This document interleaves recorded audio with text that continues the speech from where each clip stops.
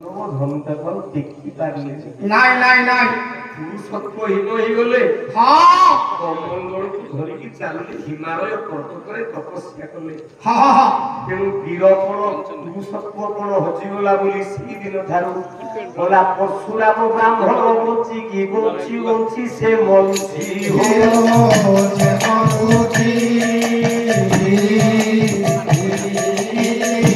ଆପଣାର ଯିବେ ପ୍ରିୟ ବଳରେ ରାମ ତାକୁ ଯେ ମାରିଛି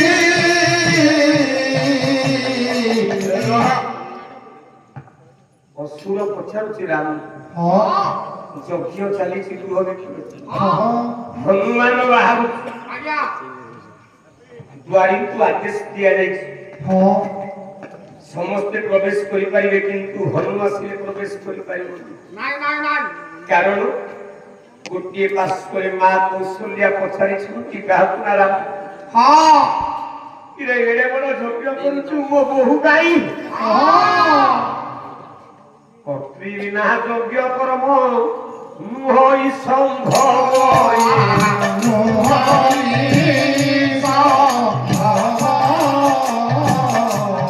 କିମ୍ବା ସମ୍ପର୍କ ଯଜ୍ଞ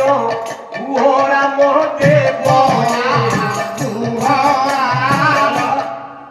କର୍ତ୍ରୀ ବିନା ଯଜ୍ଞ କର୍ମ କେବେ ସମ୍ଭବ ହେଇପାରିବ নাই নাই নাই এইଥିପାଇଁ ରାମଙ୍କ ପାଖରେ ସିନା ସୁବର୍ଣ୍ଣ ସୀତା ବସିଲେ ହଁ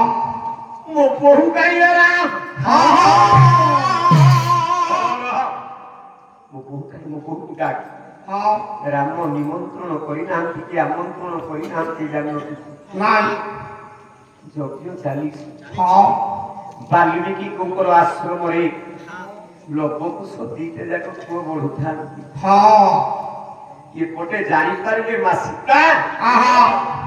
ସ୍ୱାମୀ ଯଜ୍ଞ କରୁଛନ୍ତି ବାଲ୍ମୀକିଙ୍କ ନିକଟରେ ଦ୍ୱାରସ୍ଥ ହେଲେ ହଁ ଋଷିରାଜ ବାଲ୍ମୀକି ସଙ୍ଗତରେ ଧରିକି ଆସୁଛନ୍ତି ହଁ ଲବୁ ଆଉ ପୁଷ୍ପ ଉତ୍ତର ଦେଇଛନ୍ତି ଧୂଳ ମା ସୀତା କହୁଛନ୍ତି ରେ ଲବ ପୁଷ୍ପ ହଁ ତମେ ଦି ଜଣଙ୍କ ଯାକ ଯା ସ୍ନାନ ସାରି ଶୀଘ୍ର ଆସିଲେ ମୁଁ ତୁମକୁ ଶୁଦ୍ଧ କରିଦେବି ଆଶ୍ରମ ଭିତରେ ଥାନ୍ତି ହଁ ଠିକ ଏତିକି ବେଳେ ଗୋଟେ ରାକ୍ଷସ ହଁ